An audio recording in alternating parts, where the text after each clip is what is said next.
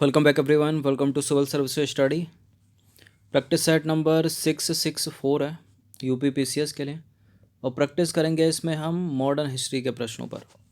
तो चलिए स्टार्ट करते हैं। टेस्ट सीरीज़ इस प्लेलिस्ट इस टेस्ट सीरीज़ की बना रखी है, वहाँ पर आप टेस्ट नंबर 1 से लेकर 664 तक पहुँच सकते हो, और डिस्क्रिप्शन बॉक्स में उसका लिंक दे रखा है।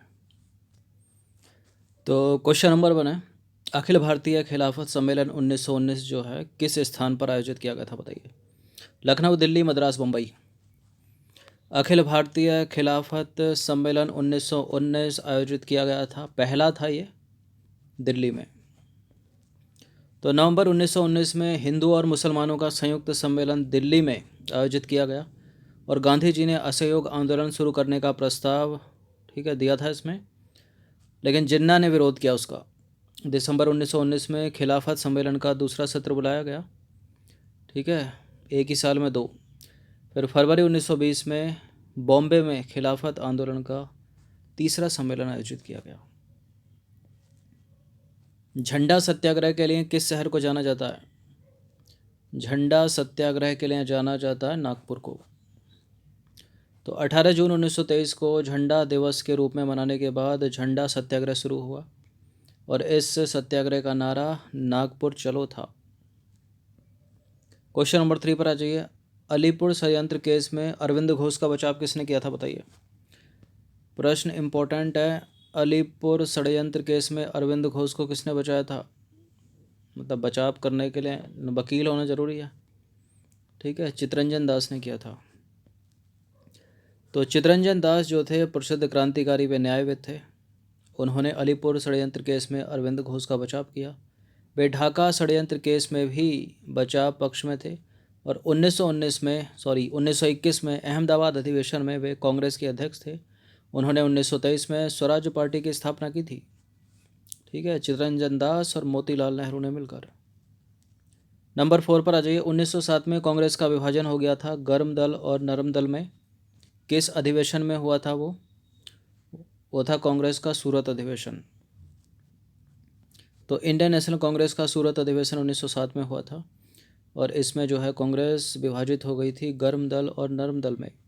देखिए, गर्म दल वाले लाला लाजपत राय को कांग्रेस का अध्यक्ष बनाने के पक्ष में थे, और इस अधिवेशन में रास बिहारी बोस को जो है अध्यक्ष चुना गया था। अध्यक्ष किसको चुना गया? रास बिहारी बोस को। और पक्ष में किस के थे बनाने के लिए?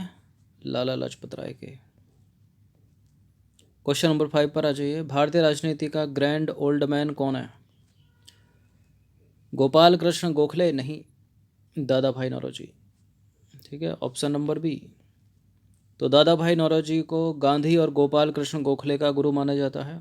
उनकी प्रसिद्ध कृति है poverty and un British rule in India. Important है, इसमें उन्होंने धन के निष्कासन का सिद्धांत दिया है। वे हाउस ऑफ कॉमन्स के सदस्य बनने वाले पहले भारतीय थे। वे कौन? दादा भाई नौरोजी, याद रखना। निम्नलिखित में से कौन सा क्रांतिकारी संगठन गुप्त रूप से काम करता था? कौन सा क्रांतिकारी संगठन इसमें गुप्त रूप से काम करता था? एलिमिनेट करें। गदर पार्टी नहीं है, मित्र मेला नहीं है, अभिनव भारत नहीं है, अनुशीलन समिति।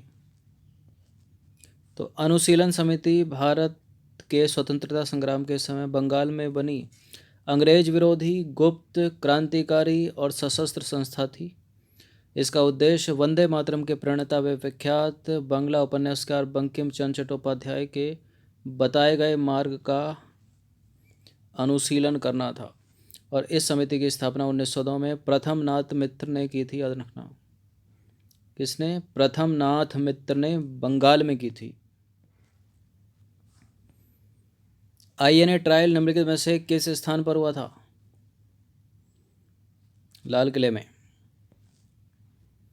तो इंडियन नेशनल आर्मी के सहगल, शाहनवाज खान और गुरबख्श सिंह ढिल्लों पर लाल किले में नवंबर 1945 में ट्रायल शुरू हुआ।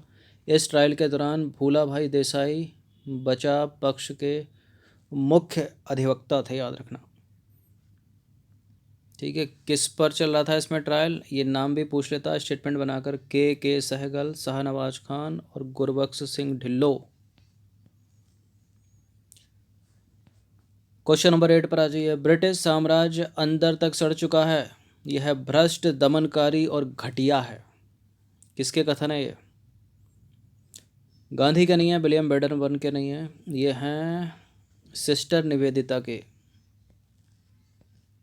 तो देखिए, सिस्टर निवेदिता की बात करें तो आयरिश स्कॉटिश सामाजिक कार्यकर्ता, लेखिका और अध्यापिका थी और स्वामी विवेकानंद की शिष्या थी वो सिस्टर निवेदिता। क्या कहा था उन्होंने?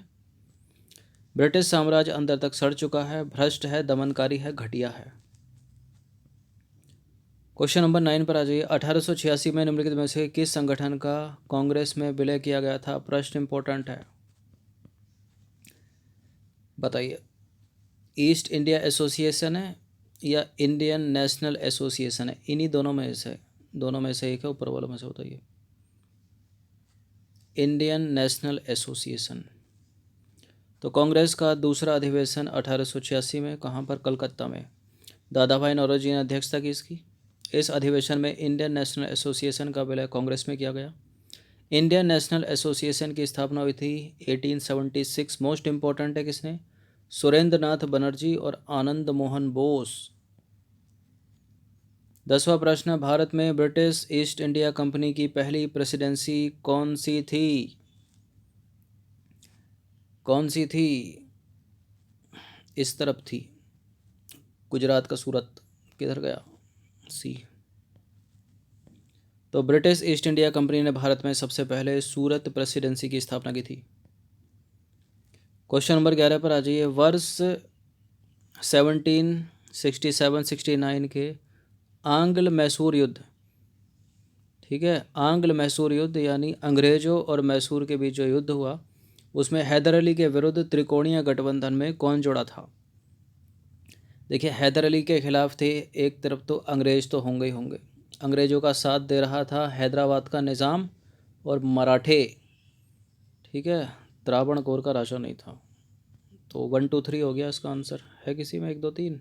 पहले ही है। देखिए, 1766 में हैदर अली के विरुद्ध जो है अंग्रेज, मराठा और हैदराबाद के निज़ाम एक हो गए, लेकिन 2 सालों के बाद 1768 में मराठा और हैदराबाद के निज़ाम ने अंग्रेज़ों का साथ छोड़ दिया, ठीक है, इसने अंग्रेज़ों का साथ छोड़ दिया, अंग्रेज़ अकेले पड़ गए, ठीक है, और अंग्रेज़ों को अकेले ही हैदर अली से लड़ना पड़ा। क्वेश्चन नंबर 12 पर आ जाइए। डलहौजी की राज्य हड़प नीति यानी व्यपगत का सिद्धांत इंग्लिश में बोलते हैं इसको, डॉक्ट्रिन ऑफ लैप्स के द्वारा अंग्रेज़ों ने किस क्षेत्र को अपने अधिकार में नहीं लिया था? बताइए, किस क्षेत्र का अधिग्रहण नहीं किया था अंग्रेज़ों ने? सतारा का तो किया था, सबसे पहले किया था, नागपुर का भी किया था, झांसी का भी किया था, मैसूर का नहीं किया था। तो कंपनी ने सतारा 1848 में, जैतपुर संबलपुर 1849, फिर नागपुर झांसी 1854, तंजौर और काट को भी मिला लिया 1855 में, और अवध को भी ग्रहण कर लिया 1856 में कुशासन का आरोप लगाकर। क्वेश्चन नंबर 13 पर आ जाइए। 1857 के विद्रोह का नेतृत्व लखनऊ में किसने किया था? प्रश्न कई बार एग्जाम में पूछा गया है, टेस्ट सीरीज में सामने आया हमारी। तो एक महिला ने किया था, उन महिला का नाम क्या हो सकता है इसमें? कुंवर सिंह ने तो जगदीशपुर बिहार में किया था, ठीक है। Begum Hazrat Mahal, option number C. तो बेगम हजरत महल अवध के नवाब वाजिद अली शाह की पत्नी थी। बेगम हजरत महल ने अपने 11 वर्ष के पुत्र विरजिस कादर के नाम पर शासन किया और 1857 के आंदोलन का नेतृत्व लखनऊ से किया। झांसी से किसने किया? रानी लक्ष्मीबाई, ठीक है, ये पूछ लेते हैं एग्ज़ाम में। तो ये तो नेतृत्व करता हो गया 1857 के विद्रोह को, फिर दमन करता ही पूछ लेते हैं कि किसने दमन किया। नंबर 14 पर आ जाइए। मानवता के लिए एक धर्म, एक जाति और एक ईश्वर का सिद्धांत किसने दिया था? किसने दिया है इनमें से? श्री नारायण गुरु ने। तो श्री नारायण गुरु ने एक धर्म, एक जाति और एक ईश्वर का उपदेश दिया था। उनके नास्तिक शिष्य का नाम क्या है? सहद्रण अय्यप्पन, ठीक है। उन्होंने इस सिद्धांत से प्रेरित होकर कौन सा सिद्धांत दिया? ना कोई ईश्वर है, ना जाति है, ना धर्म है। ना ईश्वर, ना जाति, ना धर्म, सहद्रण अय्यप्पन ने, ठीक है, किसका शिष्य है ये? श्री गुरु नारायण का। और गुरु नारायण क्या दे रहे हैं सिद्धांत? एक धर्म है, एक जाति है, एक ही ईश्वर है। क्वेश्चन नंबर 15 पर आ जाइए। भारत में पश्चिमी सभ्य शिक्षा का मैग्ना कार्टा किसे कहा जाता है? पश्चिमी शिक्षा मतलब अंग्रेजी शिक्षा, तो प्रश्न वही है, ठीक है, कि भारत में अंग्रेजी शिक्षा का मैग्ना कार्टा किसे कहा जाता है। इस तरह से पूछ लेगा, पश्चिमी शिक्षा का मैग्ना कार्टा किसे कहा जाता है? किसको? हंटर कमीशन को? नहीं। 1833 का चार्टर? नहीं। Boards dispatch? हाँ, 1854 का। तो 1854 में बोर्ड्स डिस्पैच के द्वारा भारतीय शिक्षा प्रणाली की नींव रखी गई।